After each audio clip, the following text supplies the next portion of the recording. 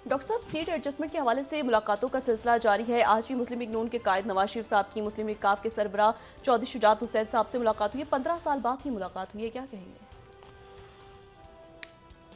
तकरीबन 15 साल बाद ही हुई है। इससे पहले मेरा ख्याल है जब जरदारी साहब के दौर में शायद ये मुलाकात हुई थी, क्योंकि उस वक्त जो है वो परवेज़ इलाही साहब, मेरा ख्याल है जब ये डिप्टी प्राइम मिनिस्टर के तौर पे परवेज़ इलाही साहब थे, तो उस दौरान यकीनन मुलाकात हुई होगी। मैं 15 साल पहले का मुझे वाक़ई याद नहीं है कब हुई थी, लेकिन आप ये जहन में रखें कि आज से ठीक 2 माह के बाद आज रात को इंतखाबी मुहिम ख़त्म हो जाएगी। इलेक्शन कैंपेन जो है वो ख़त्म हो जाएगी 6 तारीख की रात को। 7 को जो है वो एक दिन होगा दरमियान में, और 8 तारीख को मुल्क में आम इंतखाबात हैं 4 सूबाई असम्बलियों के और कौमी असम्बली के। और उसके बाद जो है वो ज़ाहिर है कि फ़ौरी तौर पे फिर अगले दिन जो अक्सरियती पार्टी होगी उसको कहा जाएगा कि आप अपनी अक्सरियत ज़ाहिर करें। तो ये 2 माह है दरमियान में जी। तो, और ये सुप्रीम कोर्ट अब किस तरह से आगे मामला जा रहे हैं, इंतखाबी मुहिम कैसे चल रही है, अदालतों में फ़ैसले कैसे हो रहे हैं, सबबंदी कैसे हो रही है, गर्म जोशी बहुत ज़्यादा यकीनन हमें नज़र आ रही है। जी। ये नज़र आएगी आने वाले दिनों में। लेकिन ये है कि 2 माह है, ठीक है। तो अब इंतखाबी मुहिम में ये तो ज़ाहिर है कि अभी मुलाकातें और ये सारे मामला तो चल रहे हैं, लेकिन 2 महीने के बाद इस मुल्क में आम इंतखाबात हैं, और ये आम इंतखाबात शायद पाकिस्तान की तारीख़ के सबसे अहम, यानी बहुत ये एक पूरा जो मंजरनामा है अगले कई सालों का, वो इन इंतखाबात के नतीजे में हमारे सामने आएगा, या जो भी नई हुकूमत होगी। तो ये जो है जहन में रहे। दूसरी जो बात है वो ये है कि जो मैं ये बार बार बात दोहरा रहा हूँ कि ख़ित्ते के हालात जो हैं वो बहुत तेज़ी के साथ तब्दील हो रहे हैं, और इतनी तेज़ी के साथ वाक़यात हो रहे हैं कि मतलब संभलने का मौका भी नहीं मिलता कि घंटा 2 घंटे 3 घंटे, कहते हैं ना कभी कभी कुछ नहीं होता तो दिहाइयों तक कुछ नहीं होता, और अगर कभी होने पे आता है तो वो 2-3 सालों में या 1 हफ्ते में या चंद दिनों में सारा मंजरनामा बदल जाता है। कोई आज से 2 महीने पहले तसव्वुर कर सकता था कि जो है वो ये जो कुछ गज़ा में हो रहा है वो होगा। तो अब देखें ना, 7 अक्टूबर से नवंबर और कल 7 दिसंबर है, और 7 दिसंबर जो है, 7 दिसंबर के दिन फॉरेन अफेयर्स जो है वो ये फॉरेन अफेयर्स जो है, ये मेरा ख्याल है कि शायद जो सबसे मुस्तनद, मतलब फॉरेन पॉलिसी को भी हम कहते हैं, फॉरेन अफेयर्स को भी कहते हैं, लेकिन फॉरेन अफेयर्स जो है वो बहरहाल शायद फॉरेन पॉलिसी से ज़्यादा मोतबर समझा जाता है। काउंसिल फॉरेन रिलेशंस के साथ भी इनके ताल्लुक़ हैं। इनका जो आज का मजमून है वो ये है कि Israel's failed bombing campaign in Gaza. अच्छा, और collective punishment won't defeat Hamas. शिकस्त हुई है बुरी तरह से, ये फेल हो गई पूरी कैंपेन। और फिर जो लिखा है वो बड़ा अहम है। वो कह रहे हैं कि जब से ये फ़ज़ाई हमले शुरू हुए हैं तो मुल्कों ने दुश्मनों पे बमबारी शुरू करके और जो है ना सिविलियंस का वहाँ पे उनका मोरल ख़त्म करने की कोशिश की है, और ताकि वो बिल्कुल टूट जाएं। और फिर थ्योरीज जब चलती आगे तो फिर, लेकिन फिर पॉपुलेशन अपने हुकूमतों के ख़िलाफ़ खड़ी हो जाती है कि बमबारी बंद कराओ, या वो बगावत कर देती है। ये बड़ी इंपॉर्टेंट, ये जो स्ट्रेटजी है ये दूसरी जंग अज़ीम में हमारे सामने आई। हिस्ट्री को याद है कि जब हैम्बर्ग में 40,000 लोग वहाँ पे मारे गए थे, और दरमशद में 12,000, और दरदज़ में 25,000। अब गज़ा जो है बकौल फॉरेन अफेयर्स के, उन्होंने इस फहरिस्त में अपना नाम लिखवाया है और इसराइली वज़ीर आज़म ने अपने आप को जो अलाइस की जंग थी इत्तेहादियों की वर्ल्ड वॉर 2 में उसके साथ लिंक कर दी है और ये डिनाई किया है कि इसराइल जो है वो किसी कलेक्टिव मजमूई तौर पे शिकस्त नहीं दे रहा था और उन्होंने एक रॉयल एयरफोर्स को स्ट्राइकिंग टारगेट गस्टेपो हेडक्वार्टर की तरफ जो है वो किया जिसमें गस्टेपो ने वहाँ पे मार दिया था बच्चों को। और जर्मनी में जब ये बॉम्बिंग हुई थी 1942 के शुरू में तो एक हंगामा खड़ा हो गया था, सिविलियंस जो है दूसरे के साथ लड़ रहे थे और 58 जर्मन शहरों पे बमबारी हुई थी जंग ख़त्म होने तक। लेकिन कभी ऐसा नहीं हुआ था कि सिविलियन मोरल भी ख़त्म हो या ये है कि अपराइजिंग बगावत खड़ी हो जाए हिटलर के ख़िलाफ़, ऐसा कभी भी नहीं हुआ जर्मनी में।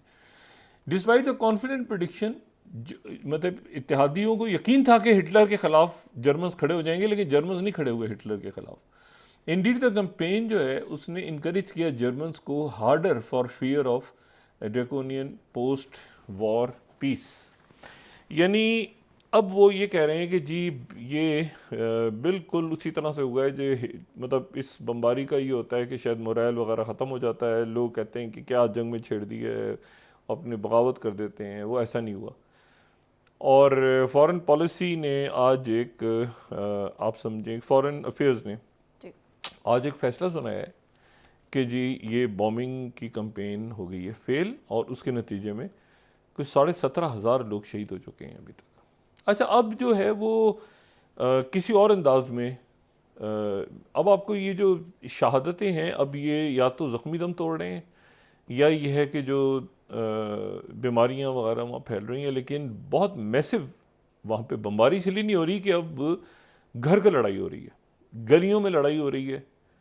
और शुमाली गज़ा में तो इसराइल की फ़ौज जाते हुए थोड़ा सा घबरा इसलिए रही है कि आज उन्होंने लेबनान के एक फ़ौजी को मार दिया, शहीद कर दिया, और फ़ौजी को यानी प्रॉपर यूनिफॉर्म्ड, हिजबुल्लाह की बात नहीं कर रहा, लेबनान आर्मी की चेक पोस्ट पर अटैक हुआ। और बहुत कम ऐसा होता है कि इसराइल माफ़ी मांगे सरकारी तौर पे, तो इसराइल ने आज जो है वो माफ़ी मांगी है बाकायदा और बड़ा रेयर है, ठीक है।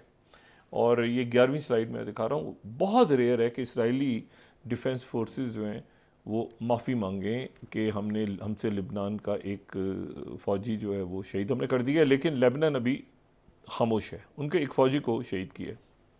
अच्छा, गलियों में लड़ाई हो रही है अब चूँकि गलियों में खान यूनस, अस्पतालों में आगे पीछे दाएं बाएं, तो वो वहाँ से अब जो एक था ना कि 1,500 400 स्ट्राइक्स हो गई, क्योंकि उसके नतीजे में अपने लोगों पे स्ट्राइक चूँकि हुई हैं तो एक मामला बड़ा ख़राब हो गया। आज भी इसराइल की तरफ से कहा गया है कि हमारे 3 मज़ीद फ़ौजी मारे गए हैं, कुछ 100 के लगभग सरकारी तौर पे हो गया ऐलान कि ये तब से लेके अब तक। लेकिन जो हमास के लोग हैं वो कह रहे हैं कि हमने मज़ीद लोगों को, इनके फ़ौजी जो आए थे अंदर, उनको पकड़ लिए। और अब बहरहाल अब चूँकि ज़ाहिर है जंग है तो उसमें दोनों तरफ से मुख्तलिफ़ बातें की जा रही हैं, तो ये जो है ये अब कह नहीं सकते। लेकिन बहरहाल ये कि हमास 2 महीने से लड़ रही है, 2 महीने से, और हमास ने एक यरगमाली नहीं छुड़ा सका इसराइल, मुकम्मल बमबारी के बाद और फिर ज़मीनी ऑपरेशन के बाद एक यरगमाली को नहीं छुड़ाया जा सका।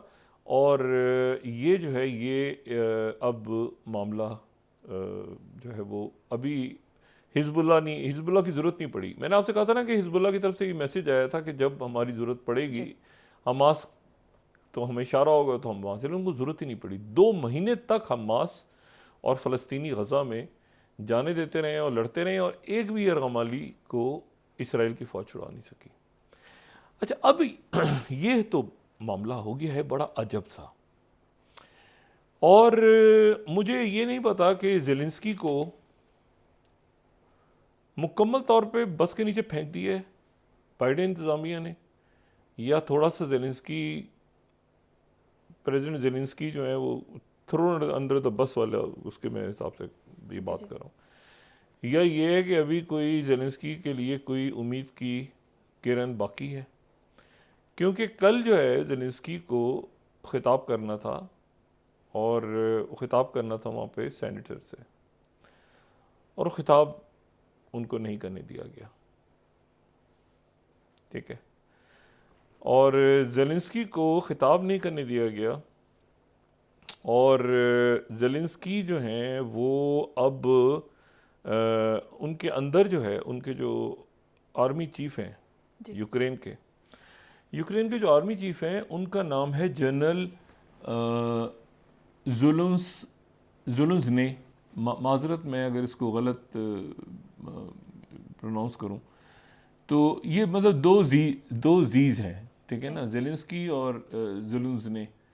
अब मैं 29 स्लाइड को यहाँ पे कोट कर रहा हूँ कि इनकी आपस में लड़ाई हो गई, आर्मी चीफ की और ज़ेलेंस्की की, और ये 29 स्लाइड है जी। और ये जो है ये इनकी आपस में लड़ाई हो गई है। ज़ेलेंस्की ने कम्युनिकेशन ब्लॉक कर दी है रीजनल गवर्नर्स और अपने जो उनके फ़ौज के सरबरा।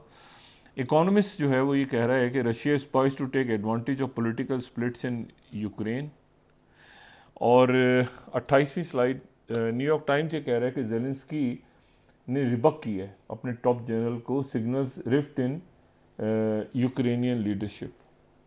ठीक है, और जो Carnegie Endowment for International Peace है, उसने एक बड़ी डिटेल रिपोर्ट आज बताई है कि are president, Ukraine president and chief commander really at war. अच्छा, इन्होंने ये वाशिंगटन पोस्ट के मुताबिक ये कहा है कि स्टेलमेट हो गई ये जंग, यानी हम कोई फतह नहीं हासिल कर सके।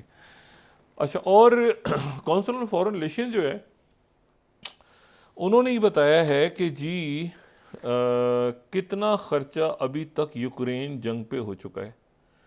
तो उन्होंने ये पूरे चार्ट्स जो हैं, अगर ये हम देखें तो 47 कंट्रीज़ ने, मतलब पहली बात तो ये है कि ये वो ये कहते हैं कि जी उनकी पूरी रिपोर्ट है ये, और ये रिपोर्ट बड़ी कुछ दिन पहले की रिपोर्ट है। वो कहते हैं कि जी 76.8 बिलियन अभी तक हमने यूक्रेन को दिए हैं, 76.8 बिलियन।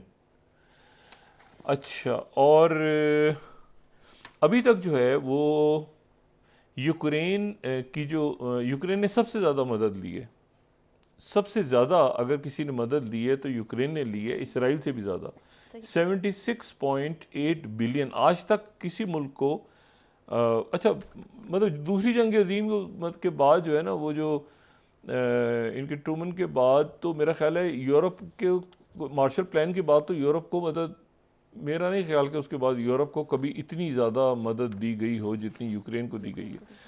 तो लेकिन उसके बाद जो है वो अब ये जंग अगर हार रहे हैं। अच्छा, कांग्रेस से कहा था, जो सेकंड स्लाइड है, 105 बिलियन का कुछ दिन पहले यूक्रेन, इसराइल और बॉर्डर के जो इश्यूज और ताइवान और ये सारे 105 बिलियन जो सेकंड स्लाइड है, लेकिन वो पैसे रुक गए हैं अंदर उनके। अमेरिका के अंदर भी देखें, इतना पैसा तो जंगों पे नहीं लग सकता ना, वहाँ पर अच्छा खासा इस वक्त एक प्रॉब्लम है, एक माशी बहरान पूरी दुनिया में आ रहा है, और वो जाहिर है कि अमेरिका भी उसकी जद में आएगा। मैंने कल भी बात की थी, मैं आज दोबारा कर रहा हूँ बात कि ये आने वाले चंद महीने हैं और साल जो है 2024, ये कोई दुनिया के लिए बहुत अच्छी खबरें लेके अल्लाह ताला खैर करे। लेकिन देखें ना, चंद रोज़ रह गए हैं, 3 हफ्तों के बाद साल ख़त्म हो रहा है, तो ये 2 जंगों के साथ ये साल ख़त्म हो रहा है, और जंगों के भी कई महाज हैं, यानी वो जो जंग है वो सिर्फ गज़ा में नहीं हो रही बल्कि कई जगहों पे हो रही है, और इतनी सारी लाशें और मैयतें और बच्चे, और उसके तो इसमें कौन सा नया साल और कैसी खुशियाँ, और फिर उसके बाद बहरान, और यूरोप का क्या बनेगा अगर यूक्रेन हार जाता है, नेटो का क्या फ्यूचर है, और अगर ज़ेलेंस्की को बिल्कुल ही डंप कर दिया है, अमेरिका पैसे ही नहीं दे रहा उनको,